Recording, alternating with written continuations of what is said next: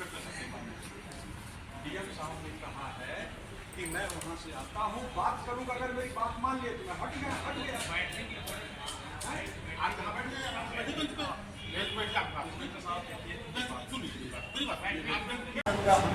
हमें तो न्याय चाहिए। क्या कोई मंत्री किसी को मार सकता है? आप अफसर है, मैं मार सकता हूँ आपको? कानूनी कार्रवाई करिए भाई। बाकी लोग कहाँ हैं? कुसुम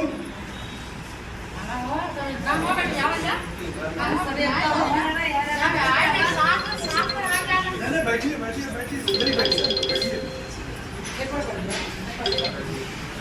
भाई। एक बात बताइए मुझे, अगर मेरे साथ कोई कार्रवाई होती है पुलिस से, हेलो, तो जो परसों धरने पर एडीएम साहब पानी देना पड़ती, पानी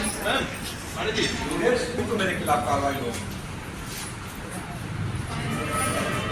चिल्ला रहे हैं क्या ये यहाँ पर मत बैठिए, धरना स्थल जो मेरे पास आरटीआई ने मांग रखा है कि इस जिले का धरना स्थल कहाँ है। हाँ, तो बता रहे हैं बताने में कागज में अंतर है साहब।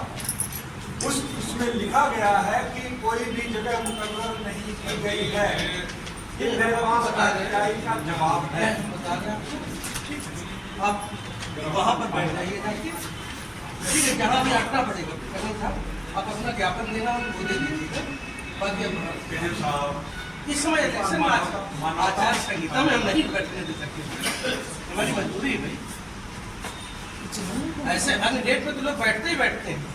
हम पहले चुनाव करवाएंगे, उसके बाद दूसरा काम करेंगे। आपकी जो डिमांड है वो दे दीजिए। आप मेरा डिमांड है उनका 307। किस आप लोग सब पढ़े लिखे बड़े बड़े ऐसा जांच हो, अगर नहीं है तो कोर्ट में सस्टेन नहीं कर पाएगा। आपको पता है हर चीज का एविडेंस लगता है, ठीक है। तो अब ये प्रक्रिया पे ब्रेक लगा दिया जाए तो वो तो संभव नहीं है। परसों मंत्री जी बैठे थे धरने पर, तुरंत हटवाया गया उनको, तुरंत हटवाया गया उनसे कहा गया आचार संहिता में बैठ नहीं सकते। मैं ये नहीं बोल रहा हूँ दोस्तों, मैं ये नहीं बोल रहा हूँ कि प्रशासन चोर है, पीसीएस आईएएस अफसर है, उनको चोर बोला जाएगा क्या? देखो ऐसा त्वरित आवेश होता है तो हम लोग पढ़े लिखे हैं, हम उसको थोड़ा सा बर्दाश्त भी करते हैं, ठीक है। आप भी बैठ के आके तो आपसे अनुरोध कर रहे हैं कि आप पढ़ जाएंगे। मैं हटूंगा, लेकिन मेरा कम से कम कुछ मुझे आश्वासन। हाँ बिल्कुल आश्वासन आपको है, इसके हम अलग से जांच करवाएंगे। आप हमसे ज्ञापन दे दीजिए और लोगों को लेके जाएंगे। मैं डीएम साहब के पास मिलना चाहूँगा, क्योंकि आ जाओ क्योंकि आ जाओ आप अभी बीसी चले, बीसी में मुलाकात करना। नहीं आप बीसी चल रही है, आप आ जाओ दोबारा आ जाना, कागज ले लो, आप लोग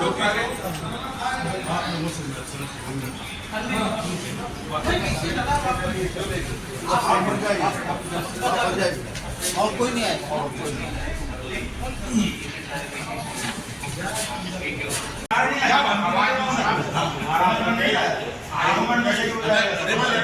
मैंने कह दिया वहीं मिले तो मैंने कह दिया था कोई अनुमति नहीं है। तो हम वही पूछ रहे हैं तो कलेक्टर साहब दिखाने और लोग कहाँ बैठे हैं? उन्होंने कहा कि वो आ रहे हैं। 5 लोग आए होते ना, 5 लोग आए होते, हर चीज का सिस्टम है।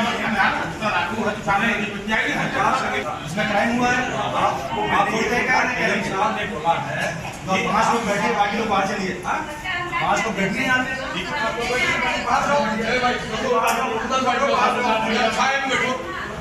चलो उधर छाया में बैठो, मैं हटा दिया गया। सुनिए सुनिए, मैं बात कर रहा हूँ, मैं कब बोल रहा हूँ नहीं हटूंगा मैं। तो आप यहाँ मैं पुलिस गाड़ी नहीं दे रहा हूँ, मैं कुछ बात, मैं चुपचाप बैठा हूँ, चुपचाप बैठे नहीं है। और बैठने का स्थान यहाँ नहीं बैठने का स्थान ये है, आप अपने स्थान बैठने के बैठे।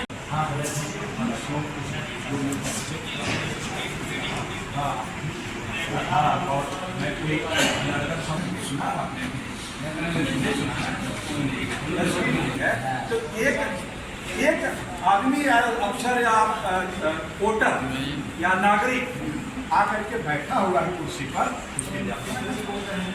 मैंने आपको कुछ कहा? Have I told you anything? नहीं, have I told you anything? Had I shouted कि पुलिस चोर है? Please see that video, please see that देखा हुआ है, देखा हुआ है। तो ऐसा नहीं होगा। कार्रवाई हो रही है, कार्रवाई होगी तो हम हाँ, देखा के डालेंगे ही ना।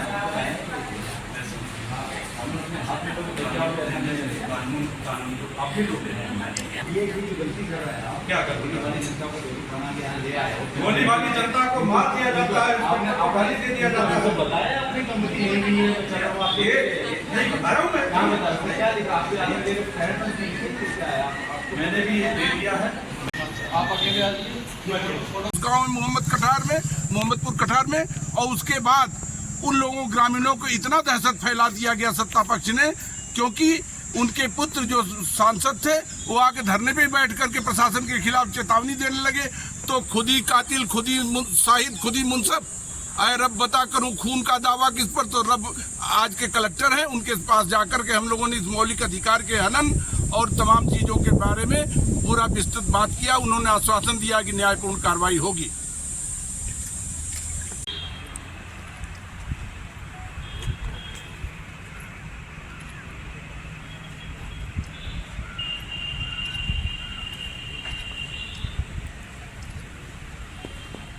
आज आपने डीएम साहब को एक ज्ञापन दिया, कैसा ज्ञापन दिया है? पहले तो आपको चैनल को बहुत बहुत धन्यवाद। ज्ञापन का सार था, खुद ही कातिल, खुद ही शाहिद, खुद ही मुंसिफ ठहरे, ऐ रब बता खून का फरियाद करूं किससे। शासन प्रशासन वोटरों को मंत्री के दबाव में 307 लगा दिया था, तो मैंने डीएम साहब से मांग किया है कि उनका 307 हटाया जाए।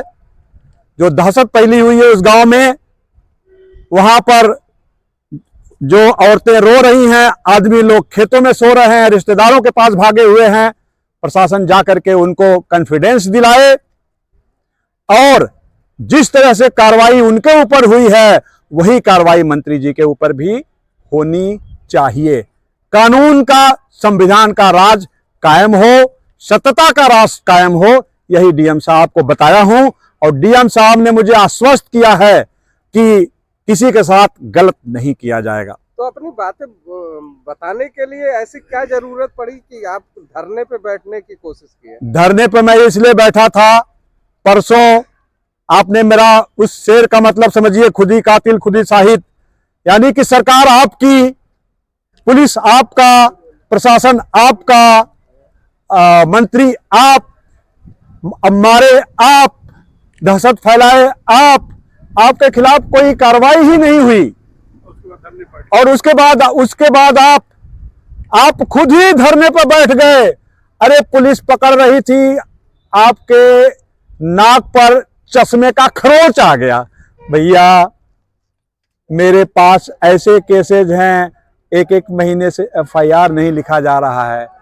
ऐसे केसेज हैं, मैं एसपी से बात करता हूं, एसपी साहब कहते हैं हाँ लिखवा देंगे एफआईआर।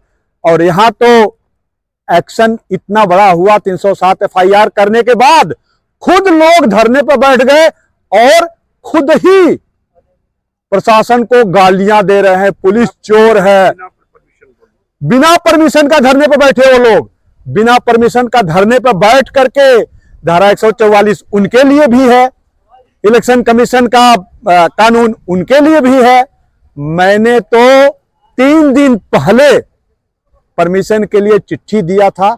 जब मैं यहां धरने पर बैठने आया तो आज सुबह मुझे पता चला कि हमारा परमिशन नहीं मिला। अब बताइए, एक बिना परमिशन का बैठेगा, पुलिस को गाली देगा, प्रशासन को गाली देगा, और मैं कानून के शरण में जाकर परमिशन मांग रहा हूं तो परमिशन नहीं दी जा रही है।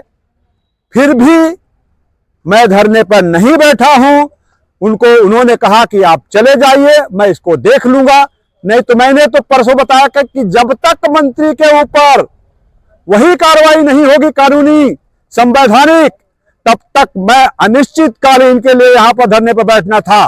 लेकिन डीएम साहब ने आश्वस्त किया और मैं धरने से जा रहा हूं। आशा करता हूं जनता देख रही होगी इस चीज को। धन्यवाद। जय हिंद।